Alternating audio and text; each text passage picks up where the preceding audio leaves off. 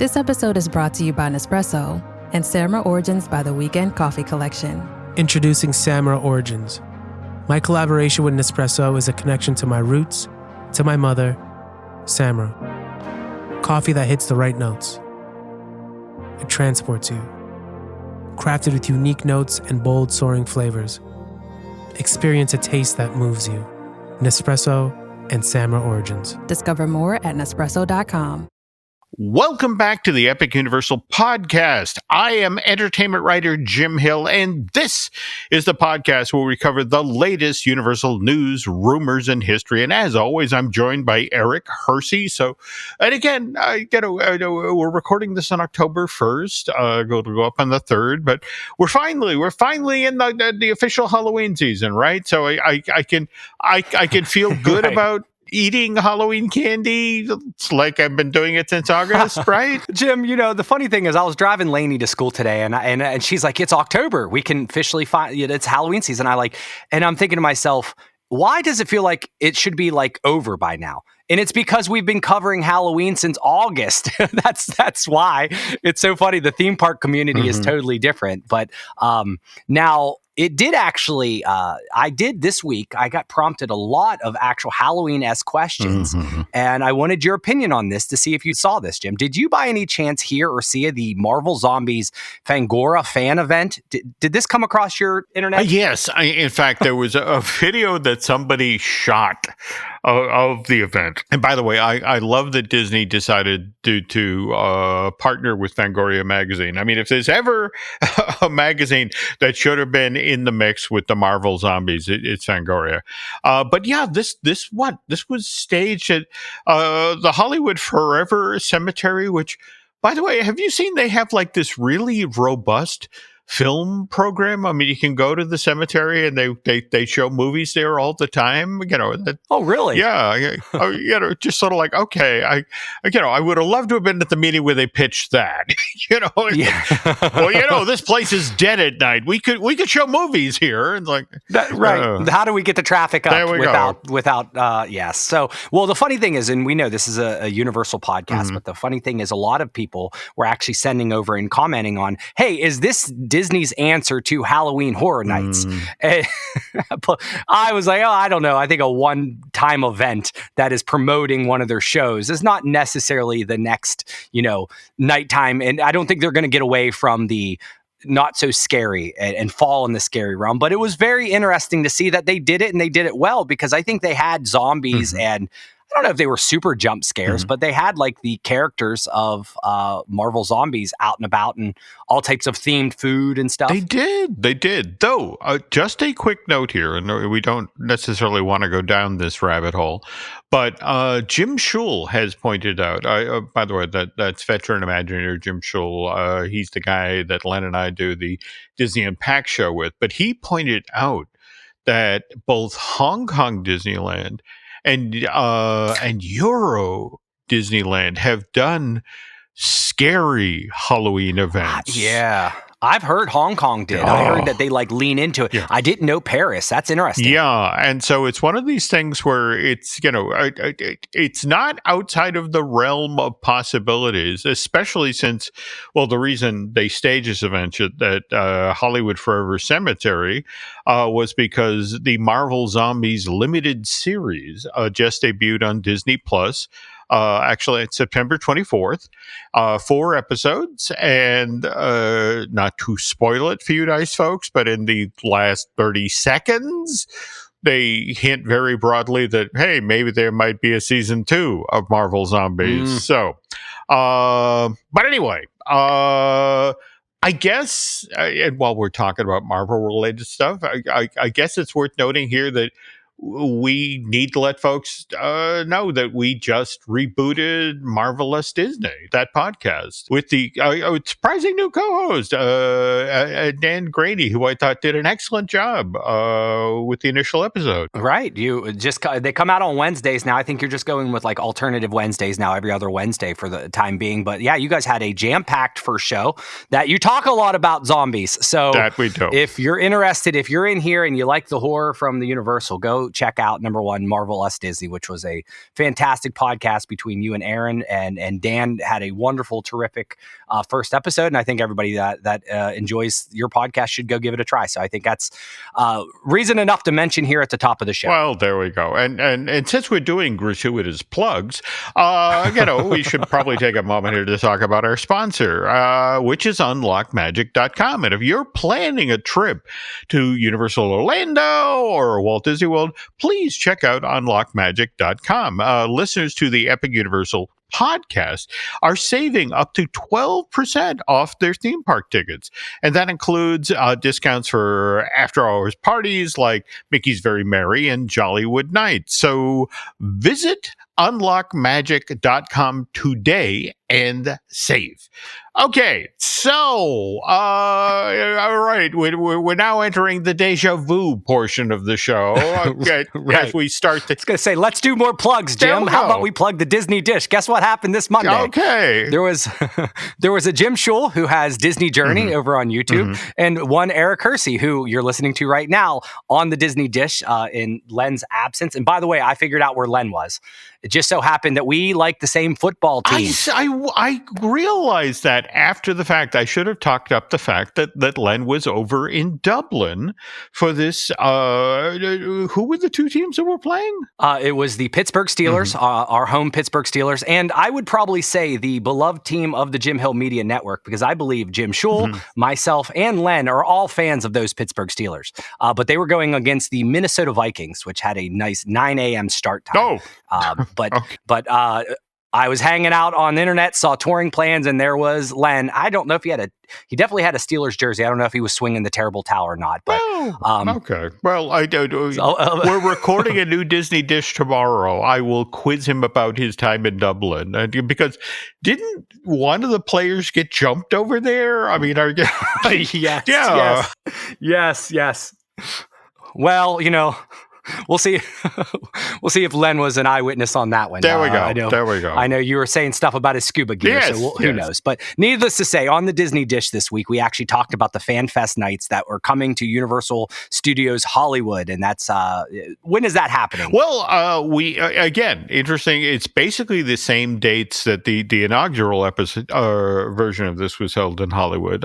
It's late-ish April into mid-May. In this case, it's select nights, April 23rd to May 16th, 2026. Right. And then we talked a little bit exclusively about the one thing that they announced, which is Scooby-Doo and the Universal Monsters crossover. But Jim, I didn't mention it on the Disney Dish because I forgot I had this, but guess what? I was sent a survey after last year's event, and I added a screenshot here, and guess what? They have what they said, would you like this kind of theming if we threw out this lineup? And sure enough, look at that. Yeah. See, listen, I feel like I'm moving up in the world because I'm getting some of these behind the scenes surveys now. But I dug this out of the archive that we received, and let's go over some of this, because they were 1 for 1, because they said Scooby-Doo, and the way this looks is it gives you a name of a franchise,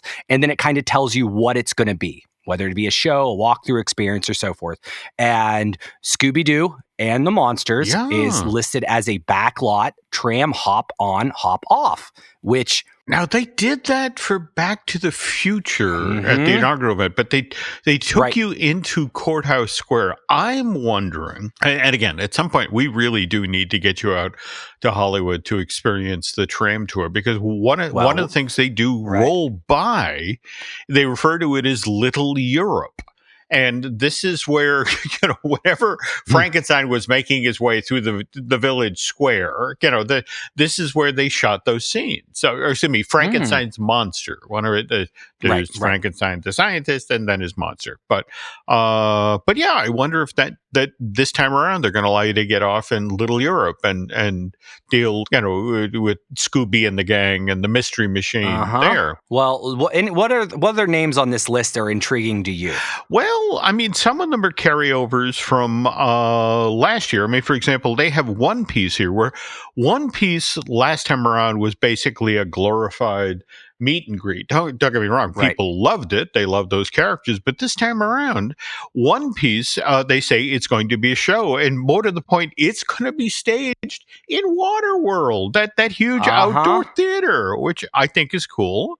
Right. And then, we did have a Dungeons and Dragons walkthrough experience at last year's event, and that seems to be returning. Likewise, they do talk about doing some walkthrough stuff over in the Wizarding World, and we did get that. And it's all right. So we also have Super Nintendo World. We have Jurassic World. Now, but Pokemon Go.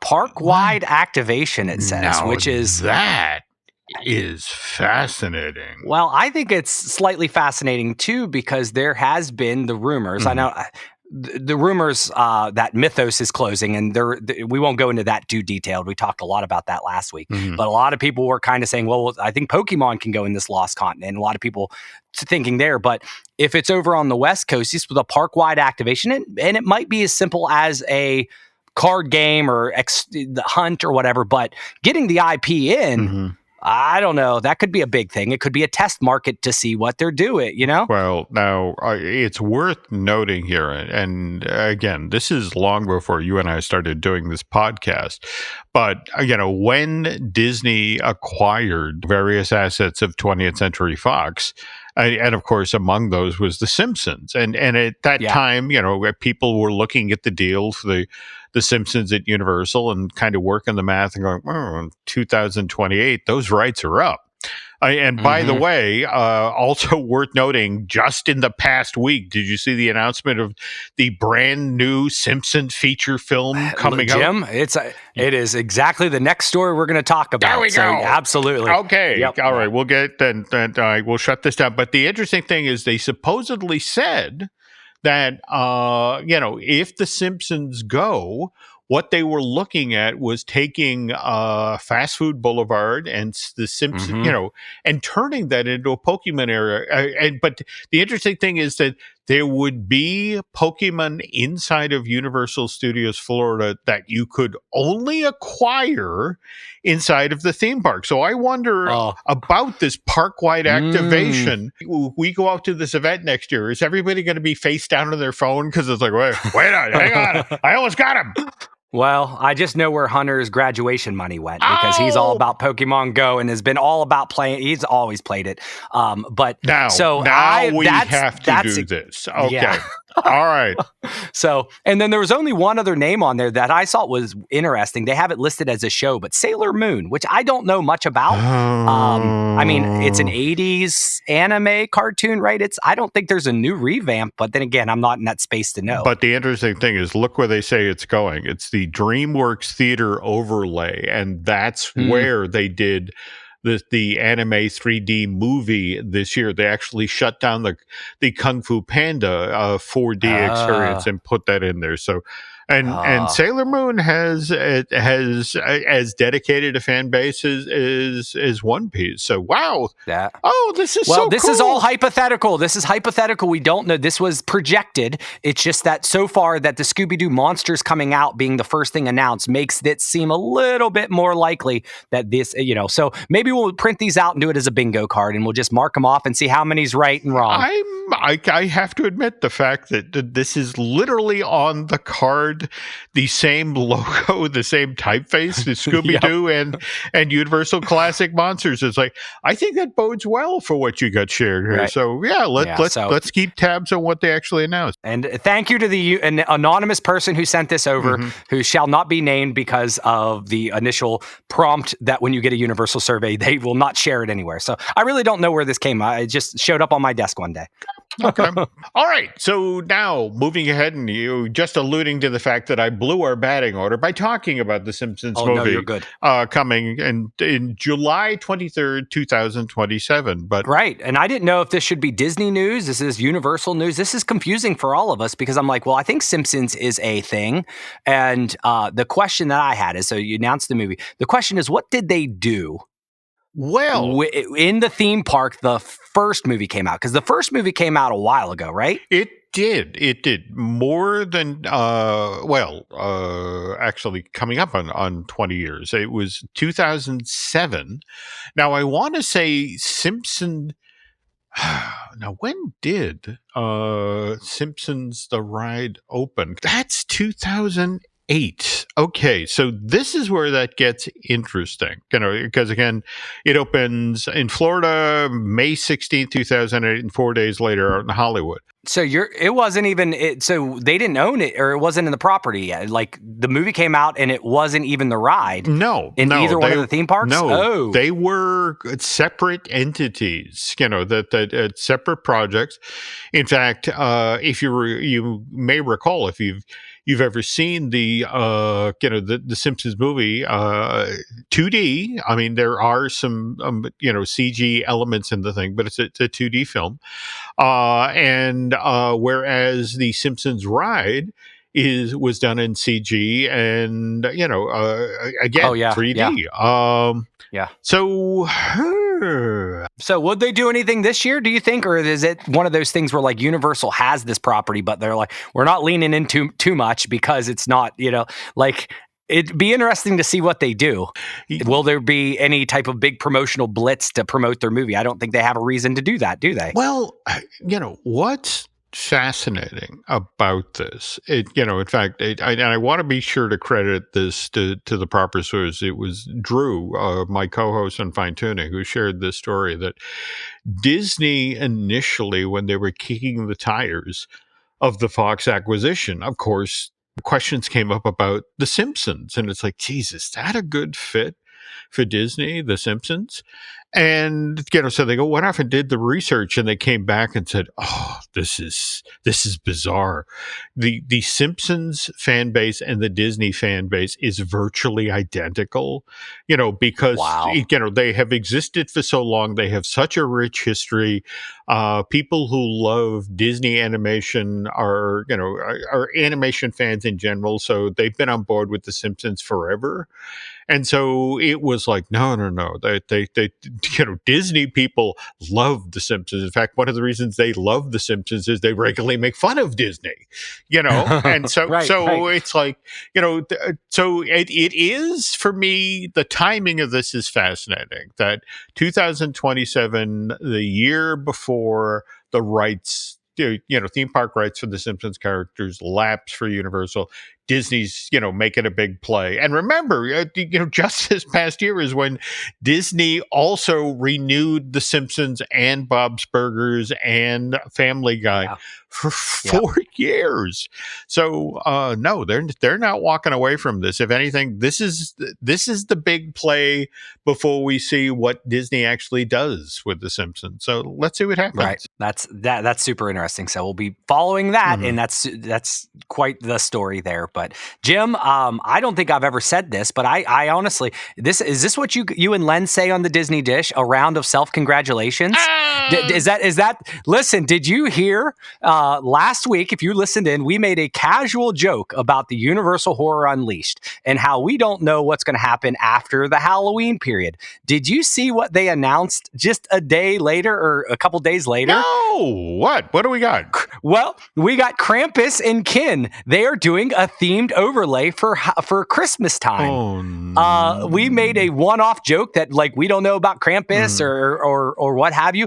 And so let me read from the official page, because I think the way this is worded is important. It says, the all-new Universal Horror Unleashed is getting even more sinister for the holidays. Face 4 relentless haunted houses and a nightmarish winter legends capture photo ops with Punisher Krampus, Icelandic troll Gyla, and more. Indulge in fiendishly festival food and drink and witness the processional of horrific beings throughout the night. Wow.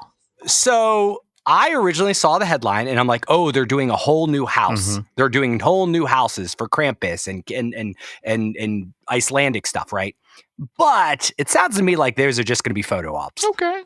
Is that how that reads to you? It does. It's very like, the headline makes me think that they're all new houses, but it just might be new people to meet and get pictures with. But that said, now we have to go. So all right. So that's going to run November 15th through January 3rd of next year. Okay, all right. Yeah. So we'll get to see if that boosts. We'll see how it goes, because right now it's worded to the point where it could be a whole new house, and they've been known to be able to swap these things out. Yeah. I don't know if that's how the infrastructure is built, but Lord knows they build houses for 2 to 3 months down in Florida over in Hollywood. So, but who's to say that's not going to be the case here? So, but at the same time, it's like, okay, and to be honest, I've never done Christmas in Vegas. It's just sort of like, so what do they do there in town? Do they put lights on the lights? I mean, I just sort of like, all right, we'll have to figure this out. There we go. And by the way, while we're figuring that out, we'll do an ad, and then when we come back from the ad, we're gonna finish up last week's story about Cabana Bay. But before we do that, there's this. No one should have to choose between their own safety and their pets. But nearly half of domestic abuse survivors delay leaving because they can't bring their pets with them. Purina is helping to create more pet-friendly domestic violence shelters through the Purple Leash Project, so survivors and their pets can escape and heal together. Visit Purina.com/purple to learn more. This podcast is supported by FX's English Teacher. Last year's critically acclaimed series returns to follow Evan, Gwen, and Marky as they vie for their students' divided attention. See why Cosmopolitan called its premiere season a masterclass of comedy, while Glamour raved it's the year's funniest and most heartwarming new comedy series. FX's English Teacher, all new Thursdays on FX. All episodes now streaming on Hulu. Membership means more with American Express Business Gold. Earn 4 times membership rewards points in your top 2 eligible spending categories every month, including eligible U.S. advertising purchases and select media, and U.S. purchases at restaurants, including takeout and delivery. What are you waiting for? Get the card that flexes with your spending every month. Terms and points cap apply. Learn more at americanexpress.com/business-gold. Amex Business Gold Card. Built for business by American Express. And we're back. Okay, folks, where Eric and I left off last week, we were talking about how the Universal Orlando Resort originally only had 3 deluxe hotels on property. There was the Portofino Bay, the Hard Rock, and the Royal Pacific. It was only after Comcast began its acquisition of Universal in 2011 that they then asked the officials down in the Universal Orlando Resort, what do you need? And that was an interesting request, because what the folks at Universal Orlando decided that they really needed was a hotel that catered to those who drove down to Orlando for the family vacation rather than flew in, because those folks, when they did Disney and they drove down, they typically stayed at places like the Pop Century or the All-Star. And by the way, just want to point out the differences between Disney and Universal. Disney currently now has 4 levels of resort. Did you know about this, Eric? I could name 3, so I'm going to be surprised on whatever 4th one you got. Okay, well, all right. So tell me, what are the 3? What are the 3?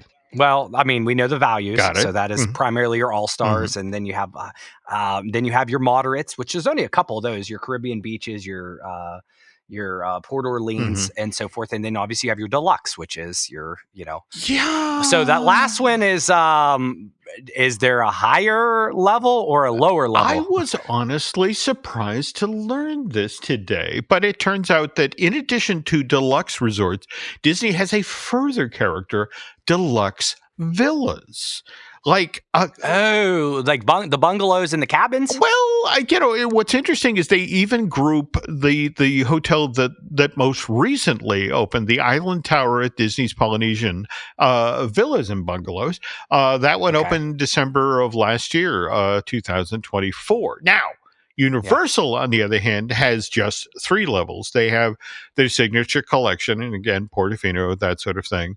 They have the Prime Value, and that, for example, they cite the Aventura, the hotel right across the street from Cabana Bay. And then there are the Value Inn and Suites. So, all right, getting back now to that whole drive-in rather than fly-in thing that Universal decided if they really were going to pursue this market, they were going to lean hard into that idea, as in they were going to recreate what it was like to vacation in Florida before there was a Walt Disney World.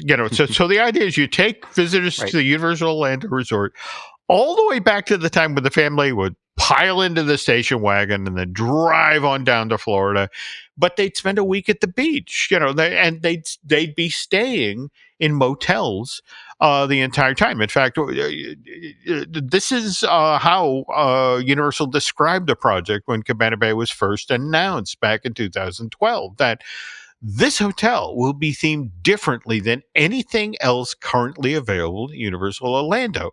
It will evoke the driving vacation so many Americans grew up enjoying with their families, spending time at sweeping motor courts just off the highway where families relaxed and played after a long day's drive. So right off the bat, very late 50s, early 1960s vibe. They were shooting for a nostalgic experience. I mean, that's why, for example, when you roll up to Cabana Bay, there's that neon sign, right there in the driveway that tells you, hey, this place has cold air and color TV. Holy cow.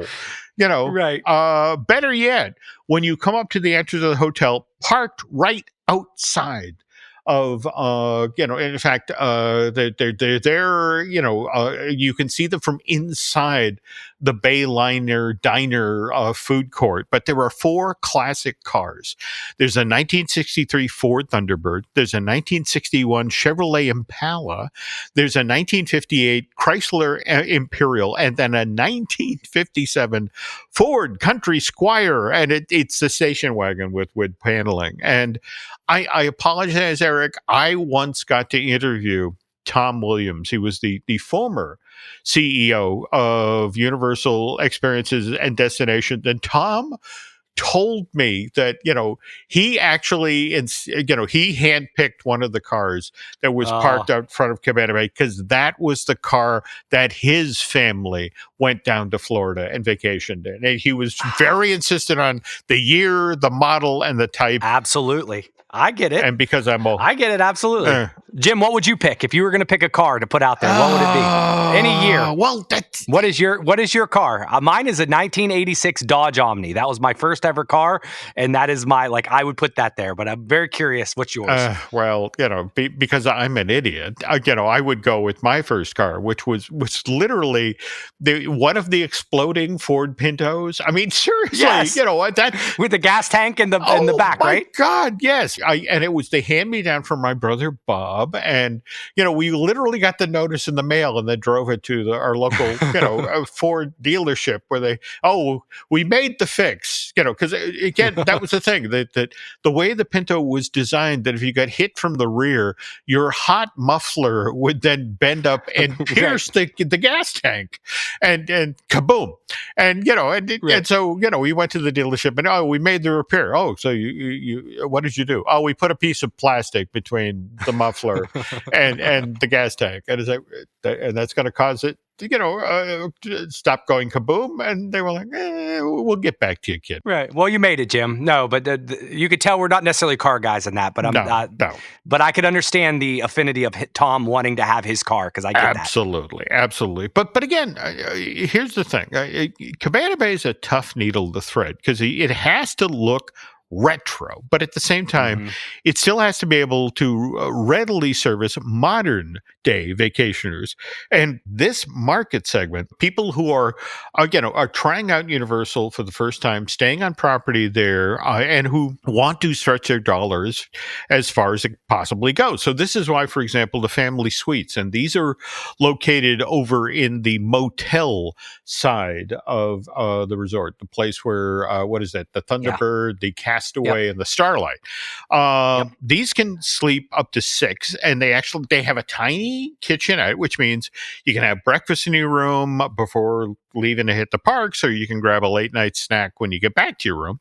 And now, have you ever done any of the rooms on the motel side? That's the one we were in. We slept 6. We made it happen. We are exactly the person you were talking about, the first time Disney person who used to do it. And we're like, we're going to do it value. Okay. We stayed exactly everything you're talking about. I'm like, yep.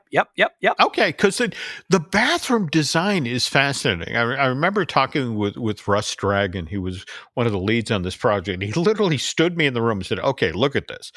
We have deliberately designed this bathroom so 3 people, I mean, again, you got 6 people in this room, but the notion is that 3 people can be doing 3 different things. That the bathroom toilet, it is sealed behind one door. You've got the sink in the middle, and then right next to it, you've got the the shower. So in theory, 3 of the 6 people in that family can be getting ready, and you can move people that much quickly, through this space, and then they're out the door headed to the parks. But at the same time, there are the things in this space that tell you you're in Cabana Bay.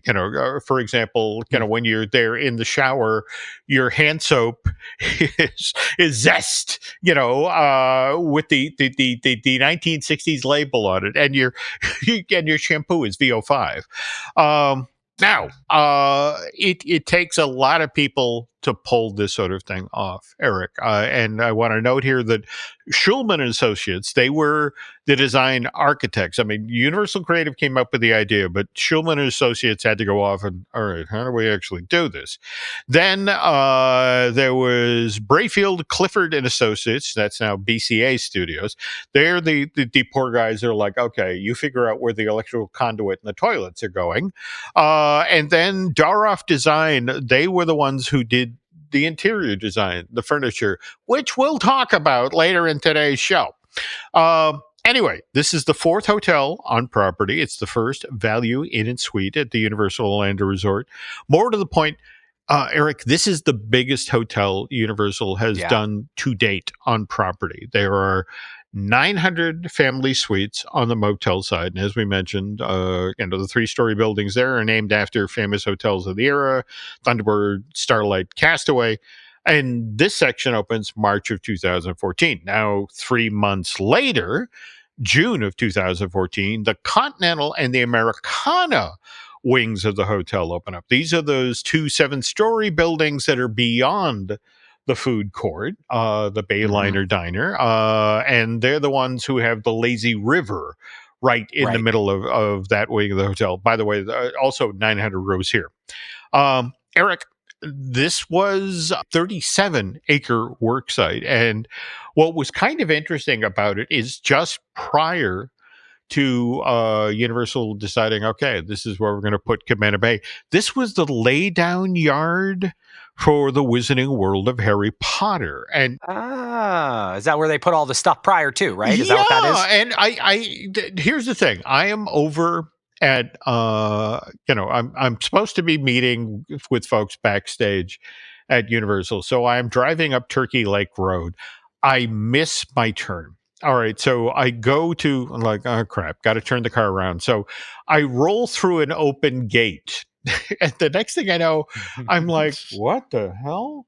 Because I am surrounded with every snow-covered chimney that is about to be installed in Hogsmeade Village. And I'm like, what am I looking at here? And it's like, somebody just left a gate open that I rolled through. So by the time I finished my meeting and came back, it was at that point, I should get a picture. And it's like, damn it, they closed the gate. Jim, we know. You seem to get lost quite often at these places. I think they know your playbook by now. I have a very poor sense of direction. That's all I can say. But anyway, by the way, Cabana Bay, largest hotel construction project in the United States for all of 2013, 2014. Crazy fast build. They got it up out of the ground in 22 months. And I was there at the opening night party. In fact, I Drew Taylor. That was one of the very first times we got to hang out.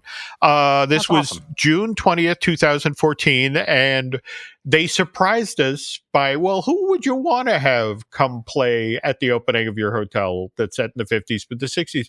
But the Beach Boys. Oh, man, that's good. That's 2014. All right. Yeah. Was it the whole crew? At that point in time, they were probably still the same guys. Well, I think they released an album around there, right? Yeah. Love and Wilson, were they playing good together? I think they were. Just mind you that when they surprised us, we were all a couple of adult beverages into the evening. All right. Anyway, Cabana Bay becomes hugely popular immediately. So much so, August of 2015, Universal announces in order to give guests who are staying there in their very first value in suites something more to do while they're in that corner of property.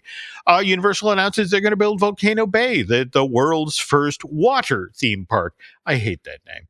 On the 28 acres that now are left over between Cabana Bay and I-4, and also because demand for rooms at Cabana Bay has gotten so high at this point, Universal, just a year later, 2016, announces the teeny tiny space between where Cabana Bay's Americana and Continental Tower, the wings of the hotel exist, and where Volcano Bay is now rising up out of the ground.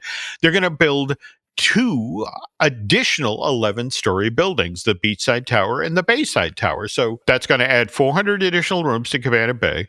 More importantly, it's going to give that resort 20 2-bedroom suites that they can rent out to guests. So that bumps the room count at this value in its suite to 2,200 rooms. And by the way, Bayside and Beachside Tower opened May 26, 2017, 2 days before Volcano Bay. I'm not going to lie. When I was, again, keeping tabs on what Universal was up to, I would regularly drop by Cabana Bay, park my car, and then walk to the end of both the Americana and the Continental.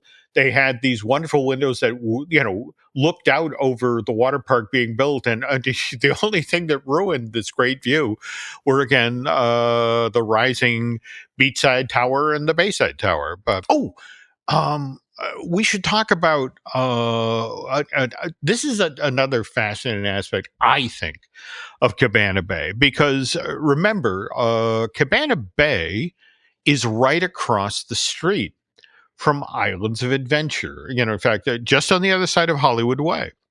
And, and they're Universal Creative, just like the Imagineers, are always concerned about visual intrusion. So they came up with this really interesting design. So picture this again, the motel side of Cabana Bay, the buildings there are all 3 stories tall. Once you get further back to the lobby and the food court, the Bayliner Diner, then your buildings, they get 4 stories tall, 5 stories tall. You go further back from there, you now have the Americana and the Continental wing of the hotel. That's 7 stories tall. And then finally, all the way to the back, you have your Bayside Tower and your Beachside Tower. These are 11 stories tall. And then all the way to the back, right up against I-4, you have your 200-foot tall volcano, for Volcano Bay. But that's all deliberately designed with the idea that if you are standing inside of Toon Lagoon, you're not aware that there's this this motel complex themed to the 50s and 60s right across the street. I just thought that was kind of cool. Yeah, that's the magic. Well, what the team creatives at their best at that point in time. There we go.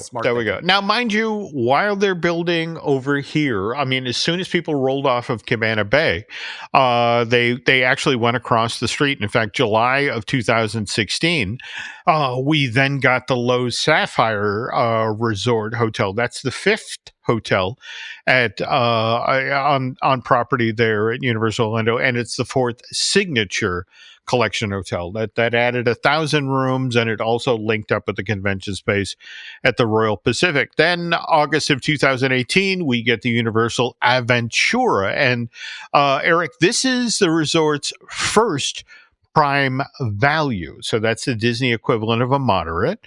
Okay. It has 600 rooms. It's 17 stories tall, and again, they did the visual intrusion thing, but the reason I bring up the height of this is when you and Lauren and the kids were on site there, did you explore any of the hotels, or we have not? We've seen some. Lauren explored more because she had some type of spa in one of them, but okay. I was pretty much Cabana Bay bound. Okay. Well, now here's the thing: the Aventura, on its topmost floor, has the Bar 17 Bistro, which is Universal Orlando's first ever rooftop bar and grill. And I got to tell you, Eric, if you get up there at night, even during the day, they have a great view of the three Universal parks. But what's cool on a clear night is you're sitting there with your adult beverage, and the fireworks start to go off at SeaWorld. And then just a little bit after that, you notice off in the distance, it's like, no, Disney? I could see Disney from here. And it's like, yeah, That's a good little line. Stay here and give us the money, but enjoy everyone else's entertainment. There we go. Now, fireworks on them. Now, what's interesting, though, is, again, if you're staying at Cabana Bay, and you want to go across the street to there's a great rum bar at Sapphire Falls, or again, if you want to do Bistro 17, interesting thing is you can't walk out the front door of Cabana Bay and then cross the street and then walk up the hill to these two hotels, largely because folks who are on Adventure Way are beginning to pick up speed as they get ready to exit onto I-4. And so what Universal decided to do is actually down the street at the corner or the intersection of Hollywood Way and Adventure Way, they built a land bridge. I want to say you walk out the door of the Thunderbird or Castaway, and there, in the back parking lot, you can walk up the stairs, and what's interesting is they've hidden this land bridge with all of these plantings. I mean, people driving below don't notice it at all, but that's the only way Universal wants you to cross the street. I witnessed it, Jim. I decided after our first trip to Islands of Adventure, maybe the second day there, we decided to walk back to the Cabana Bay, and it was a very, very hot day, and I about died from I'm like, we're finally here. It is so we crossed that. Stroll. Yeah, you're not wrong. But speaking of walking, when we get back from this break, Eric and I are going to take a walk through Cabana Bay. But before we do that, there's this. This episode is brought to you by Indeed. When your computer breaks, you don't wait for it to magically start working again. You fix the problem. So why wait to hire the people your company desperately needs? Use Indeed's sponsored jobs to hire top talent fast. And even better, you only pay for results. There's no need to wait. Speed up your hiring with a $75 sponsored job credit at Indeed.com/podcast. Terms and conditions apply. This episode is brought to you by Nature's Bounty. Nature's Bounty believes your body is brilliant, naturally designed to thrive, inside and out. For those always looking for new ways to support your health from head to heels, Nature's Bounty has a range of over 400 vitamins and supplements born from 50 years of trust and care. Nature's Bounty. It's in your nature. Visit naturesbounty.com to learn more. Whether your business has 6 floors or 6 employees, Walmart Business has everything you need to save time, money, and hassle. You can restock your break room with bulk ordering or bulk up your ordering team with shared payments. And you can get it all delivered straight to your business's door, whether that's on Wall Street or Main Street. Walmart Business. It's the Walmart you love, now for your business. Learn more at business.walmart.com.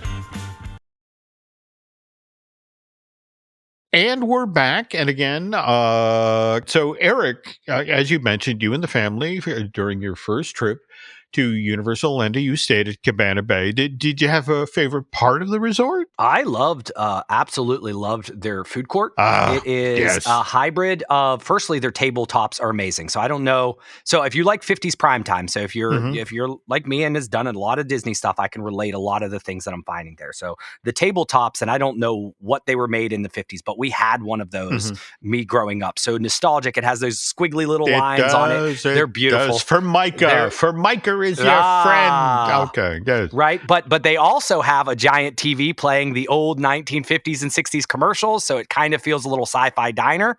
Like, I loved it. And we, and it does have a lot of offerings there. Oh, it does. It does. I think there's a shake.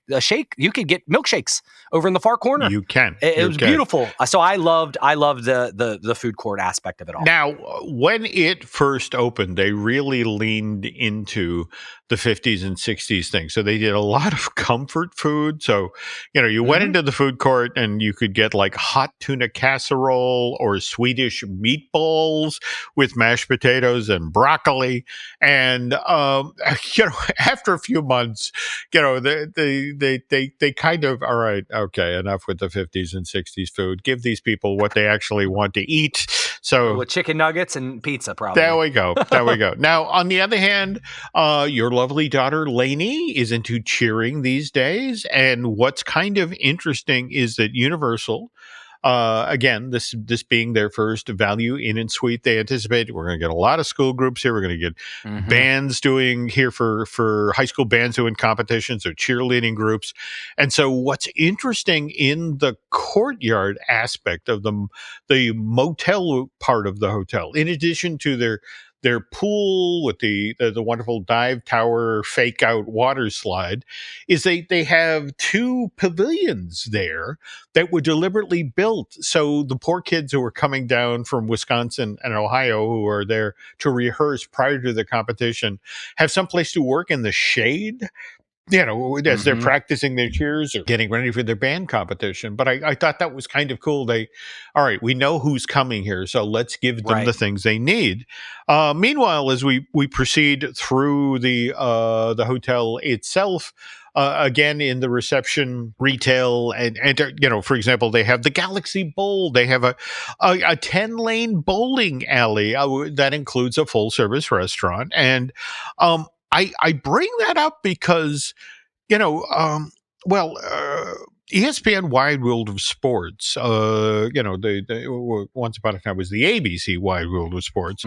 That complex opened in March of 1997. And if we jump ahead a decade, Disney was looking for other ways to lure sports enthusiasts down to the wide world of sports. And one of the ideas that they seriously considered was building a 100-lane bowling stadium right there. In fact, in the parking lot, the idea was, they take a chunk of the parking lot and put the bowling stadium there. And so but they'd actually stage, United States Bowling Congress tournaments there. This project, they announced it in 2008. It came so close to happening in 2011, Eric, only to have the third party who was, going to pay for the construction and operation, they fell out at that point. But the interesting thing is Disney still pursued the idea of, we want bowling here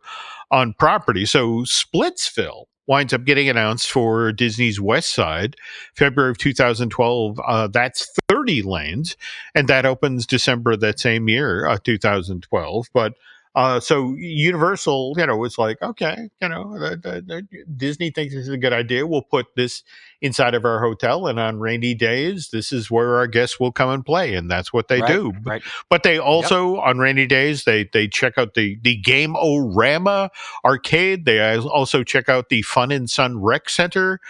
But I have to ask, did you get upstairs on the second floor of the entrance complex there to the Jack LaLanne Fitness Center? Did you see this at all? I saw it. I didn't. I mean, I stayed grounded. Now everybody else did the bowling and they did the arcade, and I was like, nope. I'm the one that was pushing the stroller, so I went home and slept because this was after a day in the park. So the family all explored a lot more than I did. Okay, well, if you get the chance next time, head upstairs and check out the Jack LaLanne Fitness Center. This is actually named after Jack LaLanne, who had the longest running national syndicated fitness television show. It ran from 1951 through 1985, and Jack was in great condition right up till we lost him. In fact, 2011 at the age of 96. And I know this because when Nancy and I were there for the grand opening of the motel side of it, we got to meet Jack's widow, Elaine, or as she liked to be called, Lala LaLanne.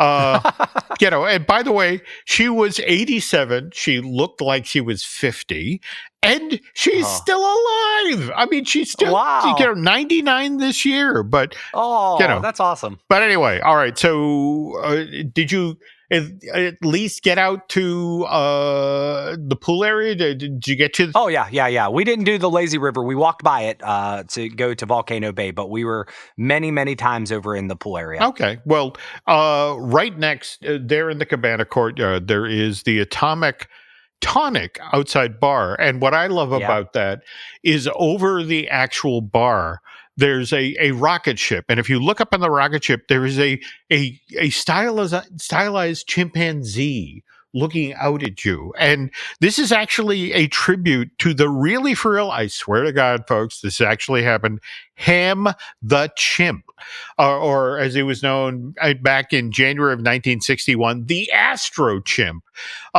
He was sent up in a Mercury Redstone rocket, to test it out prior to actual astronauts. He did a suborbital flight, and so that's the thing when you look up, in fact, what they used to call him, they called him Ham in a Can, because that he was in the capsule and all he had to do is, you're along for the ride, pal. You don't have to hit any buttons. Right. That's great. But anyway, all right. So you mentioned walking by the lazy river, and look, the success of Cabana Bay, it led to Universal Orlando's second and third value in its suites. That's the Endless Summer Resort, the Surfside Inn, that opens June of 2019, and then Endless Summer Darkside that opens December 15th. 2020, and then just earlier this year, we got Universal Orlando's fourth and fifth value in its suites, and that's the Stella Nova that opened January 21st, 2025, and then the Terra Luna opened March 25th, and that's nearly 2 months ahead of when Epic Universe opened on May 22nd. And having stayed at both Cabana Bay and Endless Summer, I have to say, while I love the look of Cabana Bay, I prefer Endless Summer because I'm not gonna lie, Eric, the furniture at Cabana Bay is so uncomfortable. I mean, it looks great, but you lay back in the chair and it's like, who designed this? The Marquis de Sade? Did you, again, you had 6 people in that room. Did you enjoy sitting in the chairs there? Or I think you've been talking to Lauren a lot over on I Want That Too much about this, because she says the exact same thing. She prefers the Endless Summers over the Cabana Bay. Although the aesthetics of Cabana Bay, and the Cabana Bay has a vibe where Endless Summer doesn't necessarily feel like it has a vibe as much. I mean, it's nice. But yeah, there's pros and cons of both. But yeah, the furniture was, it felt like it was made in the 50s or 60s, where comfort maybe didn't matter as much. There we go. Well, anyway, folks, that's our look back at Cabana Bay, which at the very least, if you're ever at Universal and you have an afternoon to kill, it's a fun hotel to explore. And, and at the same time, there were so many great nods to Florida. For example, they have their Starbucks there, right there in the hotel.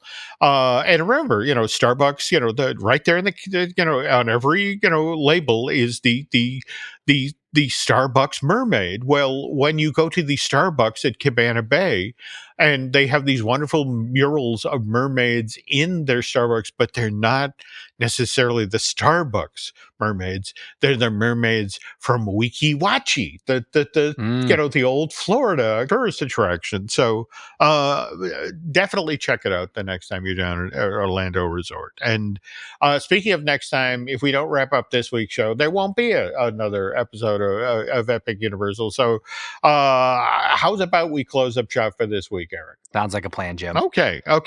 So, by the way, folks, if you have topics and suggestions for future episodes of the Epic Universal podcast, feel free to send them along through social media or connect with me over at jimhillmedia.com. And I guess for now, that's going to do it. So on behalf of Eric Hersey, thank you for listening, and we will be back soon.